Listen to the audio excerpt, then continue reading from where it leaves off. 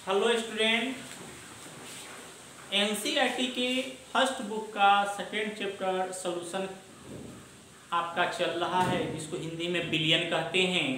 पिछले क्लास में थोड़ा सा इंट्रोडक्शन उसका किया गया था, उसी को आगे बढ़ाया जा रहा है। आप एक काम करेंगे, अपने कॉपी में जो भी पढ़ाई होता जाएगा उसको नोट करते चलेंगे, उसको याद करते चलेंगे। बहुत महत्वपूर्ण चैप्टर है। पिछले वीडियो में बताए थे आपको भौतिक इकाई, इसको इंग्लिश में फिजिकल यूनिट बोलते हैं, और दूसरा बताए थे केमिकल यूनिट, जिसको रासायनिक इकाई कहते हैं। तो भौतिक इकाई जो होता है या फिजिकल यूनिट, यह तीन प्रकार के होता है। भौतिक इकाई तीन प्रकार के होता है। पहला जो आपका है द्रव्यमान प्रतिशत, जिसको शॉर्ट में W/W कहा जाता है। दूसरा होता है आयतन प्रतिशत, जिसको V/V कहा जाता है। और तीसरा होता है द्रव्यमान आयतन प्रतिशत, जिसको हम लोग W/V के नाम से जानते हैं। थोड़ा सा चर्चा हम लोग करेंगे। ये W का मतलब हुआ होता है वेट। W का मतलब वेट होता है। वेट को आप द्रव्यमान या भार बोल सकते हैं। तो W का मतलब है वेट, जिसको हम लोग द्रव्यमान बोलते हैं। अब V का मतलब होता है वॉल्यूम, इसका हिंदी होता है आयतन। एक बात और आपको हम चर्चा कर दे कि 1 लीटर बराबर 1000 सीसी कहिए या ml कहिए। यानी 1 लीटर बराबर आप 1000 सीसी भी कह सकते हैं या 1000 ml भी कह सकते हैं। लीटर, सीसी और ml में कौन कौन चीज को मापा जाता है, सो ध्यान रखिए कि जितने भी द्रव पदार्थ है, जितने भी लिक्विड सब्सटेंस है, उसको हम लोग लीटर में या सीसी में या ml में मापते हैं। लिक्विड पदार्थ कौन कौन है? जो भी पानी के जैसा हो, जैसे वाटर हो गया पानी, पेट्रोल हो गया, डीजल हो गया, केरोसिन तेल हो गया, दूध हो गया, जितने भी लिक्विड पदार्थ है जितने भी द्रव पदार्थ है, उस सभी को या तो लीटर में मापते हैं, नहीं तो सीसी में, नहीं तो ml में मापते हैं। दूसरा देखा जाए किलोग्राम, 1 केजी बराबर 1000 ग्राम होता है। तो केजी और ग्राम अलग चीज, ये अलग चीज है और ये अलग चीज है। इस लीटर, सीसी, ml सिर्फ हम द्रव पदार्थ को मापने में यूज करेंगे, जैसे डीजल, पेट्रोल, दूध, पानी, इस सब चीज के लिए। और इस केजी का यूज हम लोग आटा, चावल, ये सब चीज को मापने में किया जाता है। तो इसलिए याद रखेंगे, ये अलग चीज है, ये अलग चीज है। दोनों सेम नहीं होता है, दोनों डिफरेंट होता है, दोनों अलग अलग होता है। अब हम लोग पढ़ेंगे पहला नंबर द्रव्यमान प्रतिशत। क्या पढ़ेंगे? द्रव्यमान प्रतिशत। पहला है द्रव्यमान प्रतिशत, इसको शॉर्ट में W/W लिखते हैं। इसका डिफिनीशन है कि 100 ग्राम बिलियन में विलय का जितना ग्राम उपस्थित रहता है उसे द्रव्यमान प्रतिशत कहते हैं या W/W कहते हैं। इसको थोड़ा समझेंगे। 100 ग्राम बिलियन में विलय का जितना ग्राम उपस्थित रहता है, जितना ग्राम घुला हुआ रहता है, उसे कहते हैं द्रव्यमान प्रतिशत। एक बात हम लोग एग्जाम्पल से समझते हैं। जैसे चीनी पानी का हम लोग शरबत बनाए, शरबत को हम लोग बिलियन बोलते हैं। उसमें से 100 ग्राम शरबत को निकालिए, 100 ग्राम को। अब उस 100 ग्राम में जितना ग्राम चीनी घुला हुआ होगा वही कहलाएगा द्रव्यमान प्रतिशत। अब ये जरूरी नहीं है कि चीनी पानी के ही शरबत ले। चीनी पानी लीजिए, चाहे नमक पानी लीजिए, चाहे ग्लूकोज पानी लीजिए, चाहे यूरिया पानी लीजिए, उसमें से 100 ग्राम निकालिए।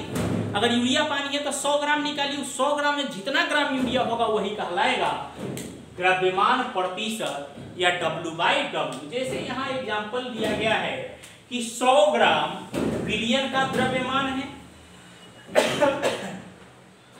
10% W/W इकाई है, NaOH विलय है।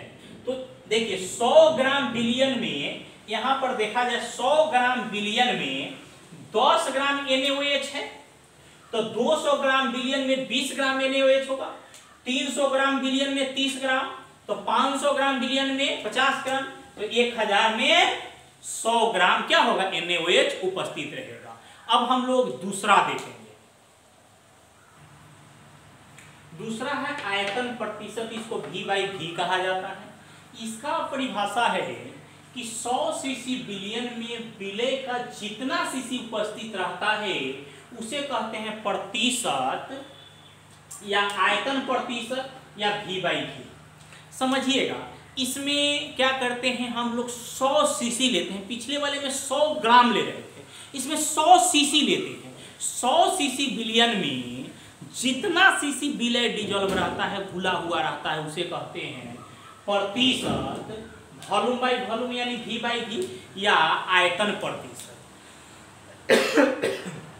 समझिएगा, जैसे चीनी पानी का हम शरबत बनाए, उस शरबत में से 100 सीसी निकालिए, उस 100 सीसी में जितना सीसी विलय घुला हुआ रहेगा उसे हम लोग कहेंगे प्रतिशत वॉल्यूम बाई वॉल्यूम या इसको कहते हैं आयतन प्रतिशत।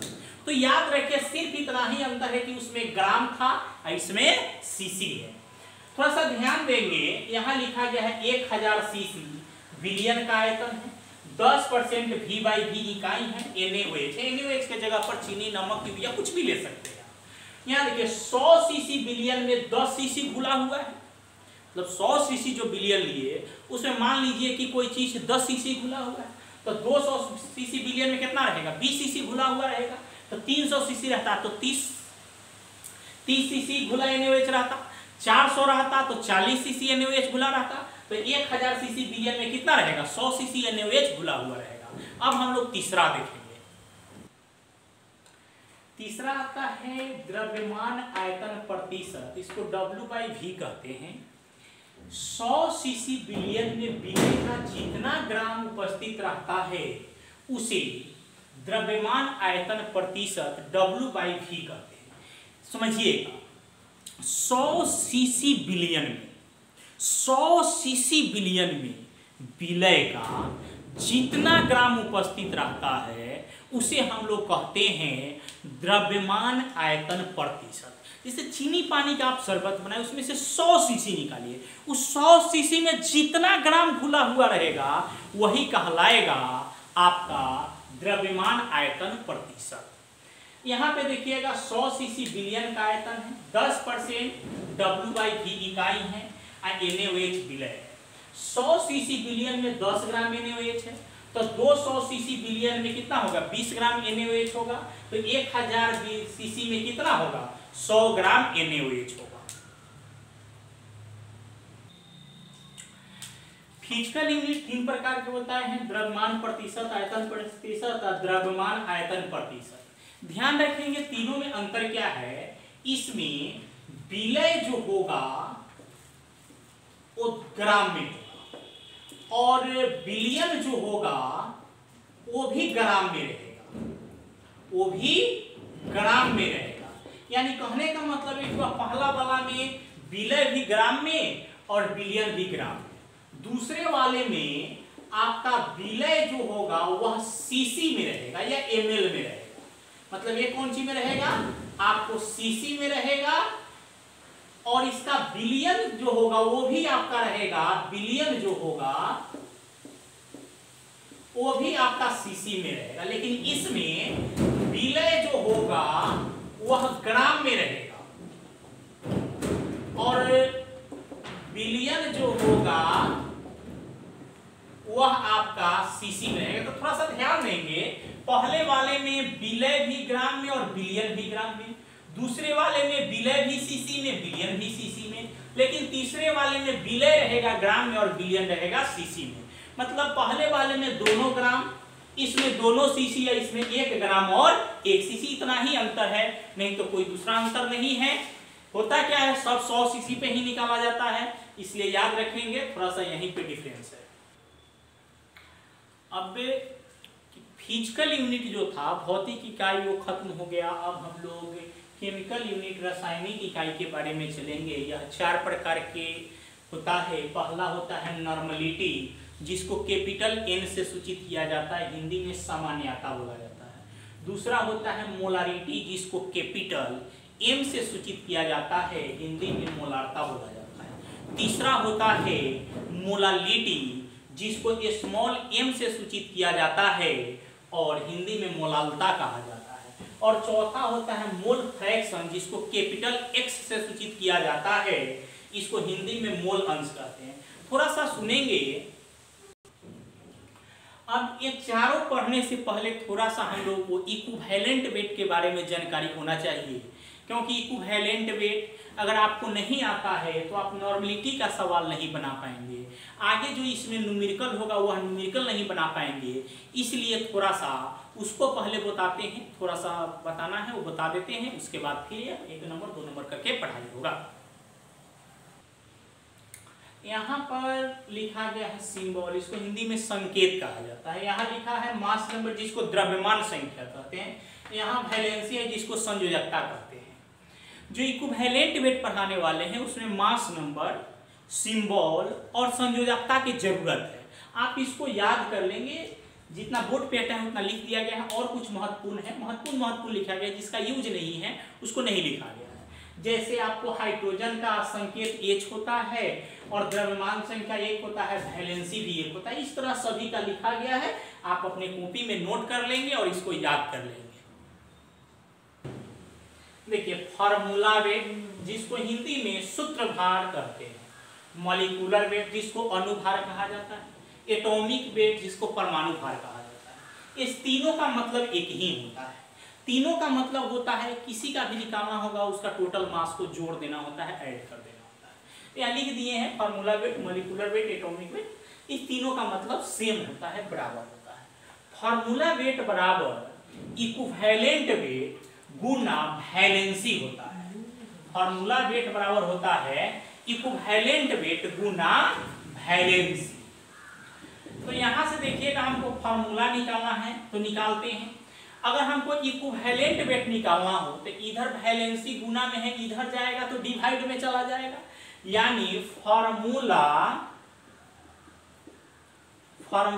वेट बटे वैलेंसी, इधर क्या बच गया, इक्विवेलेंट वेट। इक्विवेलेंट वेट को शॉर्ट में हम लोग ऐसे लिख सकते हैं, यानी इक्विवेलेंट वेट बराबर फार्मूला आ गया,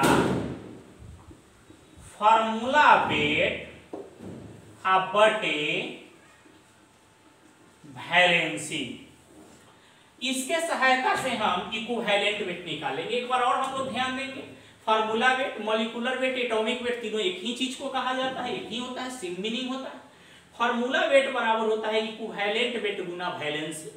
तो हमको इक्विवेलेंट वेट निकालना है, इधर वैलेंसी गुना में इधर जाके भाग में चला गया, यानी इक्विवेलेंट वेट बराबर हो गया फार्मूला वेट बटे वैलेंसी। हम इक्विवेलेंट वेट बराबर क्या आ गया, फार्मूला वेट बटे वैलेंसी। इक्विवेलेंट वेट को सिर्फ ई से खाली लिखा जाता है। अगर कहीं ई लिखा हो तो आप समझेंगे कि इक्विवेलेंट वेट लिखा हुआ है।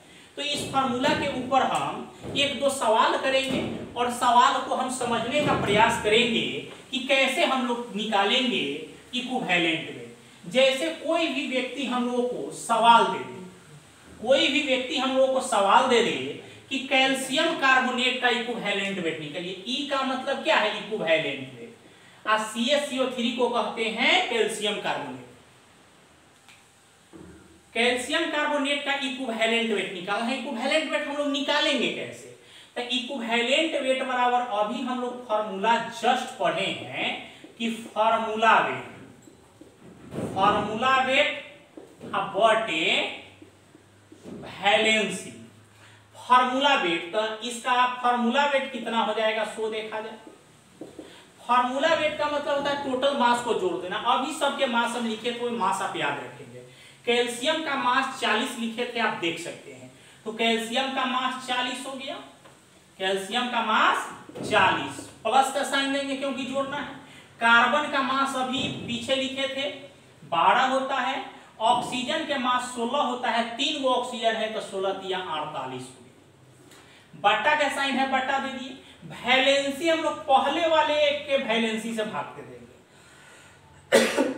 यानी दोनों को वैलेंसी से दे सकते हैं, दोनों में किसी एक के वैलेंसी से, तो पहले वाले से दे देते हैं, आसान पड़ेगा। तो कैल्शियम का वैलेंसी लिख दिए हैं कि 2 होता है।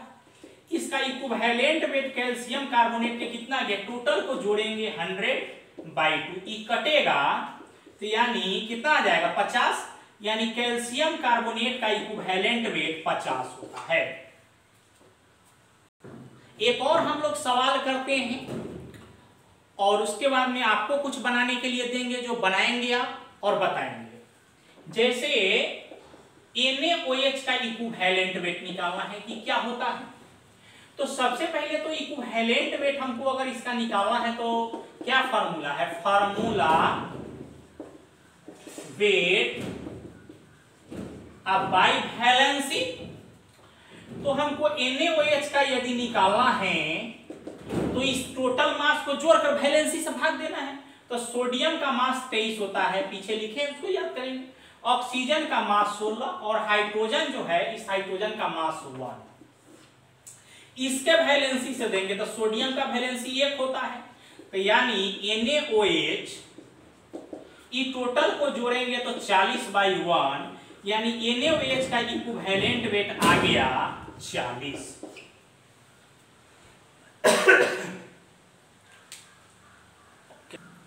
जैसे इसका हमको इक्विवेलेंट वेट निकालना है तो कैसे आप निकालिएगा, इक्विवेलेंट वेट बराबर फार्मूला है फार्मूला वेट बाई वैलेंसी।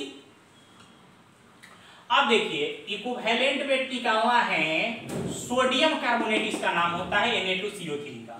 कैसे निकालेंगे, तो इसके मास टोटल को जोड़ेंगे तो सोडियम का मास 23 होता है, लेकिन कै गो सोडियम है, 2 गो, तो 23 में 2 से गुना करेंगे कितना आ जाएगा 46। कार्बन का मास कितना होता है 12, ऑक्सीजन का मास 16 होता है, 3 गो है तो गुना करेंगे तो 16 कितना आ जाएगा 48। इसके वैलेंसी से डिवाइड करेंगे तो इसका तो वैलेंसी 1 होता है, लेकिन कै गो सोडियम है 2, तो इसमें 2 से गुना कर देंगे तो कितना आ जाएगा 2। अगर यहाँ 3 सोडियम होता तो 3 से डिवाइड करते, अगर 1 सोडियम होता तो 1 से डिवाइड करते। तो यहाँ सोडियम का वैलेंसी 1 होता है, लेकिन 2 सोडियम है, इसीलिए 1 में 2 से मल्टीप्लाई करेंगे 2 आ जाएगा। तो आपको याद है कि इसका मास होता है 23, 2 गो था तो गुना कर दिए, 23 दूना 46, कार्बन का मास 12, इसका ऑक्सीजन का 16 होता है, 3 ऑक्सीजन है तो 16 3 48। इसके वैलेंसी से भाग दिए हैं तो इसका वैलेंसी 1 होता है, 2 सोडियम है इसलिए 2 से डिवाइड कर। अब इस सोडियम कार्बोनेट का इक्विवेलेंट वेट कितना आएगा, टोटल को जोड़ेंगे तो 106/2, ये कटेगा आ जाएगा 53, यानी सोडियम कार्बोनेट का कितना आएगा 53 इक्विवेलेंट वेट। ये आपके 4-5 सवाल दिया गया है जिसका आप इक्विवेलेंट वेट क्या करेंगे निकाल लेंगे, जिससे निकालने का आपको लूर हो जाएगा जी। तो आप क्या कर सकते हैं, किसी भी सवाल को आप बना सकते हैं आसानी से, किसी का भी इक्विवेलेंट वेट पूछे सवाल में तो आप निकाल कर वहां वैल्यू पुट कर सकते हैं। अगर ये सब निकाल कर याद कर लेंगे, उसके बाद आपको केमिकल यूनिट का पहला पढ़ाई होगा नॉर्मलिटी, जिसको हम लोग कैपिटल N से सूचित किए हैं और इसको हिंदी में सामान्यता बोले हैं। तो यह पढ़ाई होगा आपको अगले वीडियो में, अगले क्लास में चलेगा। इस जितना भी आप निकालेंगे उस सब का यूज इसमें होगा, सभी का उपयोग इसमें होगा। तो फिर हम लोग मिलेंगे अगले क्लास में।